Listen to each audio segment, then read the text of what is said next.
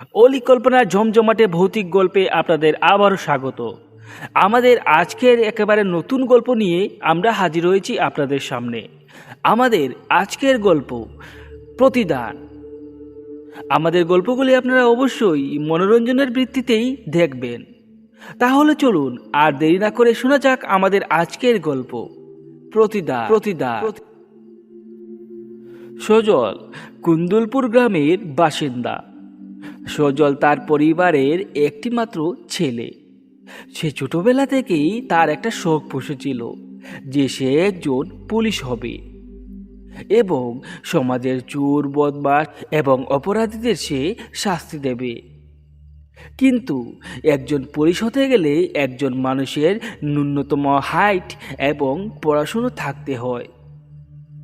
সজলের পড়াশোনা ছিল ঠিকই, তবে তার হাইটের ব্যাপারে একটু দুর্বল ছিল, কারণ তার হাইটটা পুলিশে ভর্তি হতে গেলে যতটা প্রয়োজন ততটা ছিল না। তাই সে জীবনে অনেক কষ্ট করেছে, নিয়মিত ব্যায়াম করে গেছে যাতে তার হাইটটা কিছুটা বাড়তে পারে। কিন্তু সেই প্রচেষ্টাও তার ব্যর্থ। সে যতবারই পুলিশের ইন্টারভিউ দিতে যেত ততবারই সে মাথা নিচু করে বাড়িতে ফিরে আসতো তার এই হাইটের কারণে। এবং তার এই খাটো হাইটটা নিয়ে গ্রামের মানুষজনও তার খিল্লি উড়াতো, তাকে গোলমরিচ বলে আখ্যা দিত। তবে সজল গ্রামের এত সব মানুষের তাচ্ছিল্য করা কথাবার্তাগুলো সে কানে দিত না। সে গ্রামের মানুষের কথাগুলো একেবারে হাওয়ায় ভাসিয়ে দিত এবং সে মনে মনে প্রতিজ্ঞা করে বলেছিল, আমি পুলিশ হতে পারিনি তো কি হয়েছে, আমার পুলিশ হওয়ার যে স্বপ্নটা তা আমি লুকিয়ে লুকিয়ে পূরণ করে যাব। তারপর সজলের শুরু হয় লুকিয়ে লুকিয়ে পুলিশের কাজ করা। সে লুকিয়ে লুকিয়ে সমাজে দুষ্কৃতী বদমাশ লম্পটদের খবর এবং তাদের আস্তানাটা পুলিশকে বলতো এবং তাদেরকে ধরিয়ে দিত। তার এই সামাজিক কাজে পুলিশও তাকে খুশি হয়ে সামান্য কিছু টাকা উপহার দিত। এইভাবে সজলের পরিবারটা চলতো। সজলের পরিবারে ছিল তার মা, বাবা এবং ছোট এক বোন। এইভাবে সজল দীর্ঘদিন পুলিশকে লুকিয়ে লুকিয়ে সহায়তা করে আসছিল। তারপর হঠাৎ একদিন সজল পুলিশের থানায় যাচ্ছিল। যাওয়ার পথে সজলের একটা মেয়ের সাথে দেখা হয়ে যায়। মেয়েটির নাম ছিল সীমা। মেয়েটির সাথে প্রথম দেখায় সজলের মনে প্রেম জাগ্রত হয়। সজলের প্রথম দেখায় তার জীবনটা একেবারে যেন পাল্টে যায় এবং তাদের দুজনের দেখা সাক্ষাৎ প্রায় দিন হতে লাগলো এবং এই দেখা সাক্ষাতে তাদের মধ্যে কথাবার্তা থেকে এবং প্রেমের সম্পর্কটা তৈরি হয়ে যায়। তবে আসল মজার ব্যাপারটা হচ্ছে সজল জানতো না সীমার বাবা কে। যদি জানতো তাহলে সে সীমার সাথে প্রেম করার সাহস করতো না এবং সীমাও তার মা, বাবা এবং তার পরিবার সম্পর্কে কিছুই বলেনি সজলকে, কারণ তারা প্রেমে এতটাই মগ্ন ছিল যে তারা একে অন্যের বিষয়ে এতটা জানবে সেই সময়টা তাদের হয়ে উঠছিল না। একদিন সজল সীমাকে ফোন দিয়ে বলল, সীমা, আজকে একটু বাড়ি থেকে তাড়াতাড়ি বেরিয়ে এসো, আজকে আমরা দুজনই পার্কে ঘুরতে যাব। সীমাও সজলের কথা মতো তাড়াতাড়ি করে বাড়ি থেকে চলে আসে এবং তারা দুজন খুব সুন্দর একটা পার্কে ঘুরতে যায়। তারা দুজন অনেকক্ষণ ধরে সেই পার্কে বসে গল্প করছিল। গল্প করার মধ্যেই সজল সীমাকে বলে উঠল, সীমা, তোমাকে আমি একটা কথা বলার ছিল। আমাদের সম্পর্কটা তো অনেক দিন হয়ে গেছে, তাহলে আমরা এখন বিয়ে করে নিই। এই কথা বলা মাত্রই অপর প্রান্ত থেকে একটা ছেলে দৌড়িয়ে আসে সজলের দিকে এবং সে দৌড়ে এসেই খুব উচ্চ সুরেই সজলের শার্টের কলারে ধরে তাকে ধমকাতে শুরু করে। এই শুয়োরের বাচ্চা, তুই এইভাবে বসে বসে আমার বোনের সাথে গল্প করছিস? তোর এত বড় আস্পর্ধা? আমি লুকিয়ে লুকিয়ে তোদের অনেক দিন থেকে লক্ষ্য করেছিলাম। আজকে হাতে নাতে ধরেছি তোদেরকে।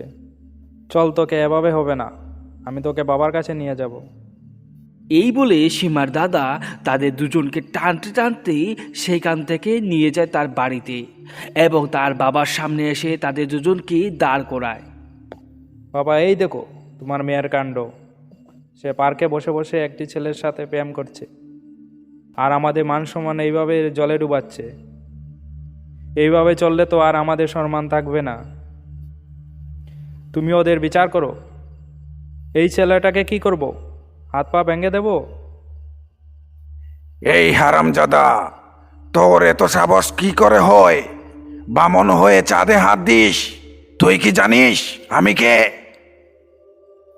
তুই কার মেয়ের সাথে প্রেম করছিস? এই কে আছিস? ডয়ার থেকে রিভলভারটা বের করে নিয়ে আয়, আমি ওকে গুল্লি করে মারবো। সীমার বাবার এরকম ব্যবহার দেখে সজল প্রচণ্ড ভয় পেয়ে যায় এবং সে করজোর করে তার কাছে ক্ষমা চায়। আঙ্কেল আঙ্কেল, আমাকে ক্ষমা করে দাও। আমার জানা ছিল না আপনি কে। আর কখনো সীমাও আমাকে বলেনি। আঙ্কেল, আমাকে ক্ষমা করে দাও। আর কখনো আপনার মেয়ের সাথে আমি প্রেম করব না, আমাকে ছেড়ে দাও। ক্ষমা করব? তুই ভাবলি কিভাবে আমি তোকে ক্ষমা করব? তোকে এভাবে ক্ষমা করব না। এই, তোরা কে কোথায় আছিস?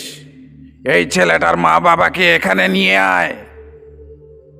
সীমার বাবার আদেশ অনুযায়ী তার কর্মচারীরা দৌড়ে যায় এবং সজলের মা বাবা দুজনকেই এখানে আনা হয়।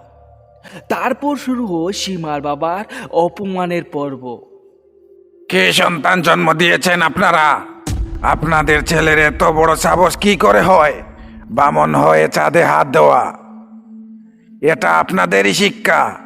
আপনাদের ছেলেকে যদি উচিত শিক্ষা দীক্ষা দিতেন তাহলে আজ এই দিনটা দেখতে হতো না। একটা অপদার্থ ছেলে জন্ম দিয়েছেন আপনারা। আমার মনে হচ্ছে এটা আপনাদেরই কাজ। ধনী ঘরের মেয়ে দেখলেই আপনারা আপনাদের ছেলেদেরকে লেলিয়ে পিছনে লাগিয়ে দেন। ছোট লোক কোথাকার। এবার তার মা বাবার এত অপমান দেখে সজলেরও রাগ হয় এবং সেও সীমার বাবার সাথে তর্কে লিপ্ত হয়ে যায়।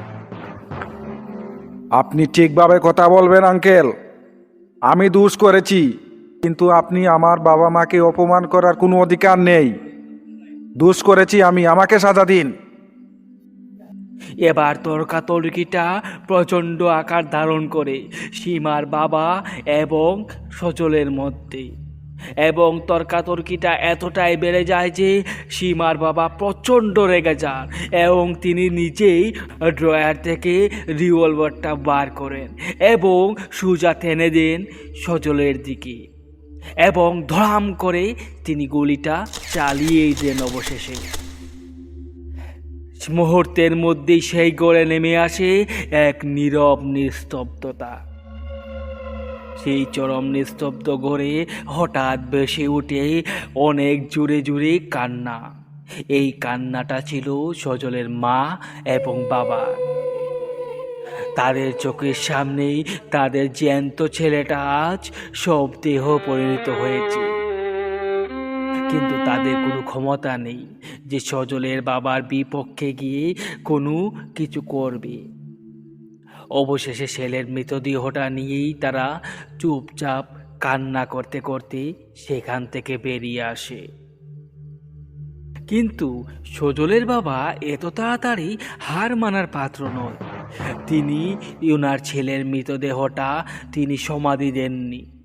উনি ওনার বাড়িতেই ওনার ছেলেটাকে নিয়ে গেছেন এবং তিনি কিছু জাদুবিদ্যা জানতেন। সেই দিয়ে তিনি চেষ্টা করেছিলেন যে ওনার ছেলেকে আবারও জ্যান্ত করার। উনি যদি জ্যান্তও না করতে পারেন তাহলে কমপক্ষে তা দিয়ে প্রতিশোধ নেওয়ার একটা মনোভাব তার মধ্যে তৈরি করেন। তারপর সজলের বাবা তার মৃত ছেলের শবদেহের উপর তিনি জাদুবিদ্যা করতে শুরু করেন এবং সেই রাত্রি তার শরীরে একটা প্রবেশ করান প্রেতাত্মা। এবং সেই প্রেতাত্মা প্রবেশ করা মাত্রই সজলের দেহটা আবারও জীবিত হয়ে ওঠে। তবে এটা কোনো সাধারণ মানুষের দেহ হিসাবে ছিল না, সেই শরীরটা ছিল একেবারে দানবীয় শক্ত এবং দানবীয় চালচলনের মতো। তাদের ছেলেটা জাগ্রত হয়ে যাওয়ার পর শরীরটা তাদের ছেলের ছিল ঠিকই, তবে ভিতরে আত্মাটা ছিল সেই প্রেতে। এবার তিনি নির্দেশ করেন সেই প্রেতকে যে যা, তুই এই শয়তানকে হত্যা কর, কারণ এই শয়তানই আমার ছেলেকেই হত্যা করেছিল। যা, তার প্রতিশোধ তুই নে। এই নির্দেশ পাওয়া মাত্রই সজলের শরীরে প্রবেশ করা সেই প্রেতটা ধীরে ধীরে এগিয়ে যায় সেই বাড়ির দিকে এবং তার বাবাকে আক্রমণ করে। কাজ শেষ করেই সেই প্রেত শরীরটা আবারও চলে আসে সেই বাড়িতে। তারপর সজলের বাবা তার ছেলেকে সেখানে সমাধি দেন। পরের দিন সকালে জানা যায় সীমার বাবার এক অভিনবভাবে মৃত্যু হয়েছে।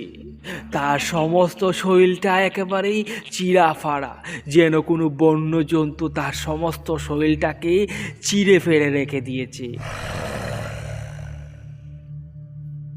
আপনারা এতক্ষণ শুনছিলেন আমাদের আজকের গল্প প্রতিদান। আমাদের গল্পটা যদি আপনাদের ভালো লাগে তাহলে অবশ্যই আমাদের ভিডিওটিকে লাইক করে যেতে ভুলবেন না। দেখা হচ্ছে আবারও কোনো নতুন ভৌতিক গল্পে। ততক্ষণের জন্য সবাইকে শুভরাত্রি।